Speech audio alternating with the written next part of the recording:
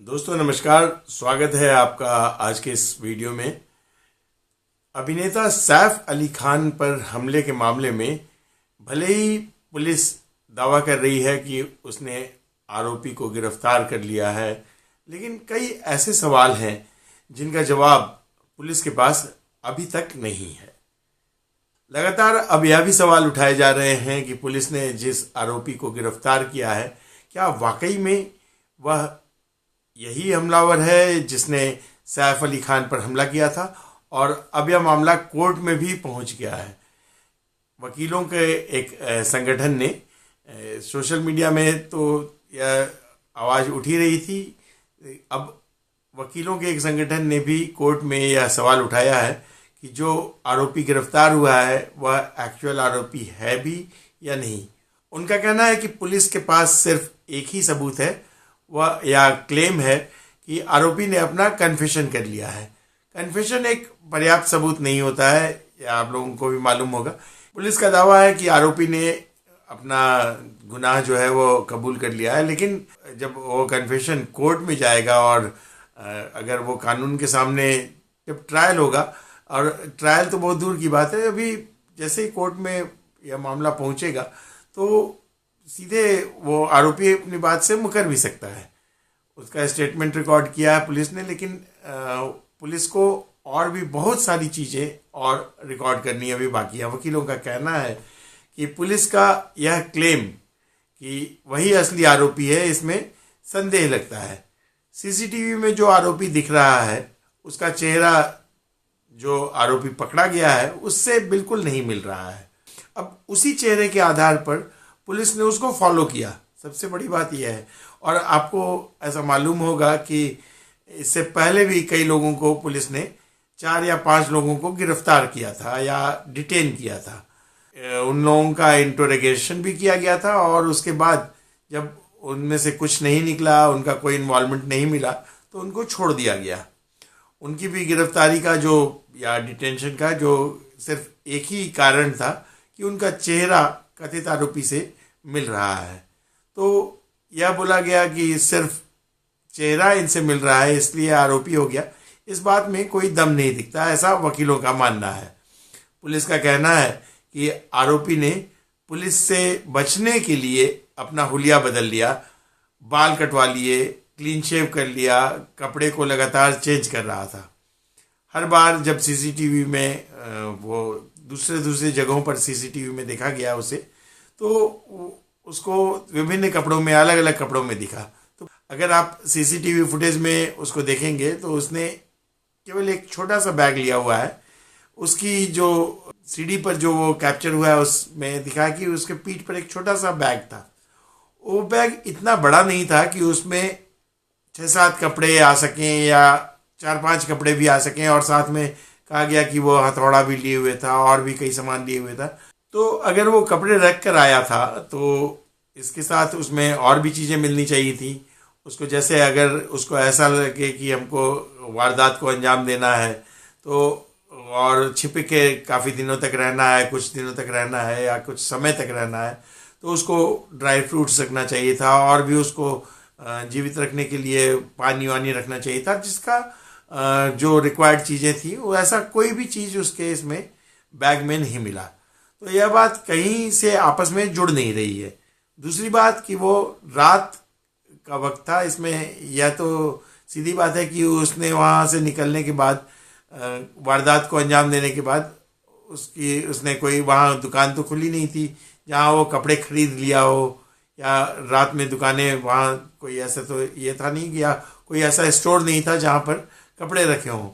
क्या किसी ने उसको हेल्प किया, कहीं वो लेकर रखा था कपड़े, या एडिशनल कपड़े के लिए वो कहीं और जगह कहाँ चेंज किया, इन सारी बातों का जवाब पुलिस के पास अभी नहीं है। हो सकता है इन्वेस्टिगेशन में ये बातें पता चले, लेकिन अभी तक यह बात साफ नहीं है, ऐसा वकीलों का कहना है। पुलिस का कहना है कि आरोपी बड़ा ही चालाक था और लिहाजा उसने पूरी तैयारी की हुई थी।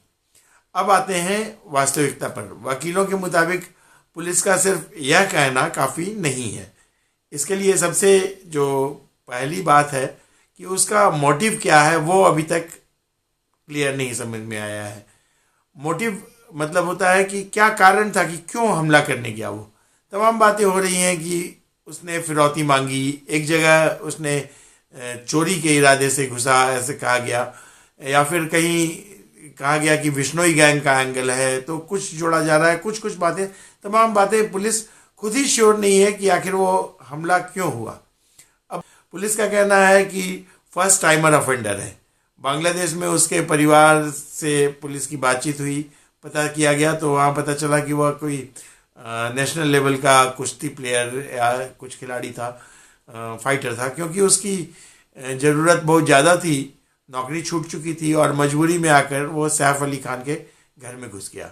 अब देखिए, पुलिस ने उसके माँ बाप से बात की, इस बात को मान लिया कि वो इलीगल इमिग्रेंट है, बांग्लादेश से बिना किसी परमिशन के इंडिया में, वो बिना किसी वीज़ा के इंडिया में दाखिल हुआ था, इतना तो बात ठीक है। लेकिन सिर्फ इसी आधार पर उसको गुनाहगार मान लिया जाए, उसको हमलावर मान लिया जाए, यह बात पुलिस वकीलों के पल्ले नहीं पड़ रही है। यह बात एक बहस का मुद्दा है कि जो शख्स पुलिस की सीसीटीवी में दिख रहा था वही शख्स वही है और कोई और है। आज आपको भी जानते हैं, आप भी जानते हैं कि एआई की मदद से कई चीज़ें हो जाती हैं तमाम, और एआई की मदद से मिलान किया गया तो वो बिल्कुल नहीं मिल रहा है, उसके चेहरे जो हैं वो बिल्कुल नहीं मिल रहे, आंखें नहीं मिल रही हैं और मतलब बिल्कुल भी मैच नहीं कर रहा है। पूरी टेक्नोलॉजी लगा ली गई, बाहर भी आप लोगों ने अगर टेक्नोलॉजी लगाई है, जो मीडिया ने टेक्नोलॉजी लगा कर देखा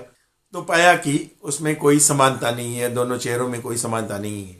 वकीलों का कहना है कि बांग्लादेश का जो एंगल है वो जानबूझकर पुलिस ने इसलिए डाला है कि इन दिनों न्यूज़पेपर में, टीवी में, हर जगह इस बात से मतलब वो इस बात की खबरें फैली हुई हैं कि बांग्लादेशी इंडिया में आ गए, यहाँ रेड हो रहा है, वहाँ रेड हो रहा है, यहाँ इतने बांग्लादेशी भरे हुए हैं।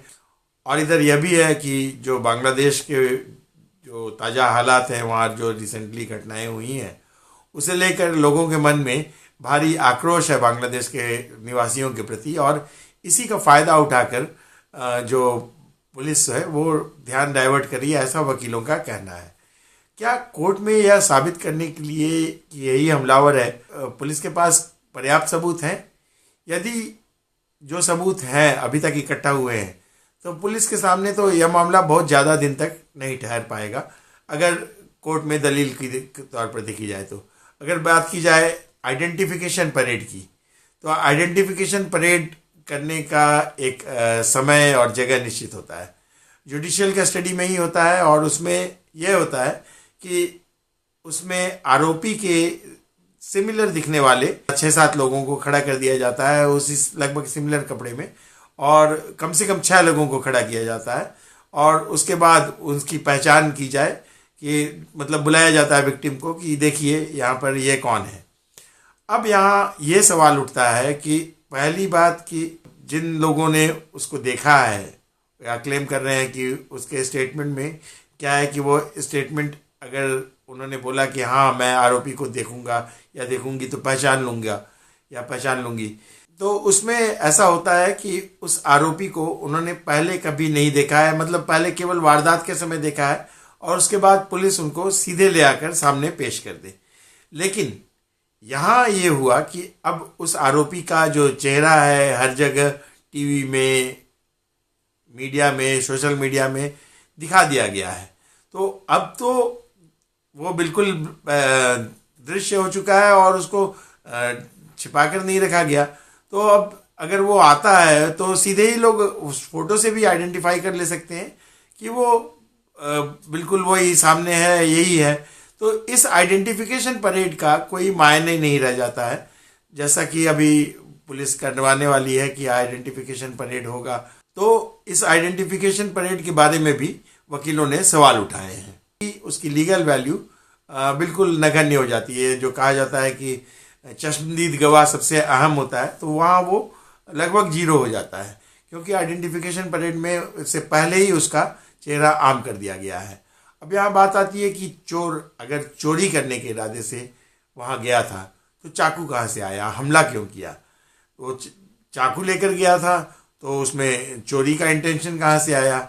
और जो चाकू पर उसके उंगलियों के निशान होने चाहिए। एक सबसे अहम मुद्दा है कि आप उसको तमाम जो बाथरूम में सीढ़ियों पर, रेलिंग पर, दरवाजे पर उसके निशान की बात जो हो रही है कि वो चाकू उसका जो उंगलियों का निशान होना चाहिए, वो भी कितना मिलता है इससे। अब चाकू का जो हैंडल पकड़ा गया है, कहीं नाले से सुना कि पकड़ा गया है, तो उस हैंडल में भी उसका निशान होना चाहिए। वो कहाँ है? अगर उसको पकड़ा गया तो बताइए कि इसमें कन्फेशन में ये किस जगह। अब पुलिस को ये उससे ये भी पता करना चाहिए कि वो कब फेंका उसने और कैसे फेंका। तो खैर ये चाकू का पूरा हिस्सा बरामद कर लिया गया है। तो उस फिंगरप्रिंट का क्या, उसके बारे में क्या पुलिस क्या बोल रही है? अगर पूरा उसका मुठिया यानी जो हैंडल होता है उसको अगर बरामद कर लिया गया है, तो वो फिंगरप्रिंट उस पर, उस मुठिए पर या उस हैंडल पर किसके फिंगरप्रिंट हैं, उसका फॉरेंसिक रिपोर्ट क्या है, वो अभी तक सामने नहीं आया है। Prima facie basic report police investigation के लिए होता है, वो तो होना ही चाहिए। उसके पास वो चीज़ें अगर नहीं है तो आपकी बात गलत हो जाती है और पुलिस को कोर्ट में काफ़ी शर्मिंदगी झेलनी पड़ सकती है। यह तो हुई वकील की बात। अब बात करें मीडिया और सोशल मीडिया की, तो वहाँ भी पूरे मामले को लेकर कई थ्योरियाँ चल रही हैं। एक्टर रह चुके कमाल आर खान, जो अब यूट्यूबर हैं, उन्होंने एक पोस्ट के जरिए कई सवाल उठाए हैं। उनका तो दावा है कि सैफ अली खान पर किसी बाहरी हमलावर ने कोई हमला किया ही नहीं है, बल्कि खुद करीना कपूर ने गुस्से में आकर उसे चाकू मार दिया है। हालांकि ये बात काफ़ी अरसे से सोशल मीडिया पर उठ रही है। उन्होंने अपनी बात के समर्थन में कई दलीलें दी हैं। पहली दलील यह है कि अगर सैफ पर जानलेवा हमला हुआ था तो वह कुछ ही घंटों बाद, मतलब उसने तो जो कमाल आर खान है उन्होंने तो 48 घंटे की बात लिखी है, लेकिन लगभग 72 घंटे 2-3 दिन में वो वापस आ गया। और सैफ की जो चाल थी, सैफ का जो फिटनेस था, बिल्कुल ताज़ा दुरुस्त लग रहे थे।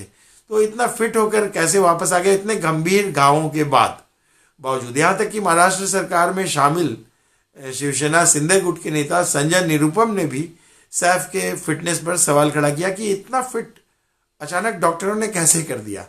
सोशल मीडिया पर कई लोगों का मानना है कि सैफ पर हुआ हमला, चाहे जिसने भी किया हो, बहुत मामूली था, इतना गंभीर नहीं था जितना बताया गया। कमाल आर खान ने सवाल उठाया कि अगर सैफ की कहानी पर भरोसा भी कर लिया जाए तो हमलावर को जो उसने धारदार नुकीले हथियार से हमला किया, उसके बावजूद पुलिस ने अटेम्प्ट टू मर्डर का केस नहीं दर्ज किया। उसने जो मुकदमा दर्ज किया है वो बहुत मामूली धाराओं में अभी जो दर्ज हुआ है वो।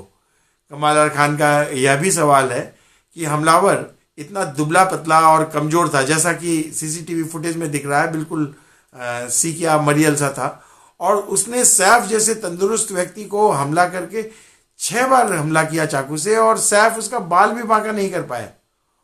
उन्होंने यह भी सवाल उठाया है कि पकड़े गए शख्स की जो शक्ल है वो सीसीटीवी फुटेज से में कैद व्यक्ति से नहीं मिलती, जैसा कि वकीलों ने भी कहा, और सोशल मीडिया पर यह बात भी उठी हुई है ऑलरेडी। वैसे सोशल मीडिया पर इस हमले को लेकर और भी कई सवाल और धारणाएं चल रही हैं। कुछ का कहना है कि करीना ने सैफ को नौकरानी के साथ रंगे हाथों पकड़ लिया और वो हमलावर हो उठी। मामला चूंकि 2 बजे रात का था, तो कई लोग सवाल उठा रहे हैं कि 2 बजे रात को सैफ आखिर नौकरानी के पास क्या करने गए थे। इस दलील के समर्थन में एक वीडियो भी वायरल हुआ था, जिसमें सैफ के अस्पताल जाने के बाद का बताया गया है जिसको, और उसमें करीना अपनी नौकरानी को डांटती हुई दिख रही हैं। इस दलील में दम इसलिए भी दिखा कि सैफ ऑटो रिक्शा पर अपने 7-8 साल के बेटे तैमूर के साथ अस्पताल गए, और करीना अपने पति को उसने अपने लहूलुहान अवस्था में अकेले छोड़ दिया। जैसा कि ऑटो रिक्शा ड्राइवर ने भी बताया कि वो लहूलुहान थे और करीना उनकी पत्नी ने उन्हें अकेले छोड़ दिया। टाइम्स ऑफ इंडिया में छपी एक रिपोर्ट के मुताबिक करीना उस वक्त बेहद नशे में थी, इसलिए वो अस्पताल नहीं गई।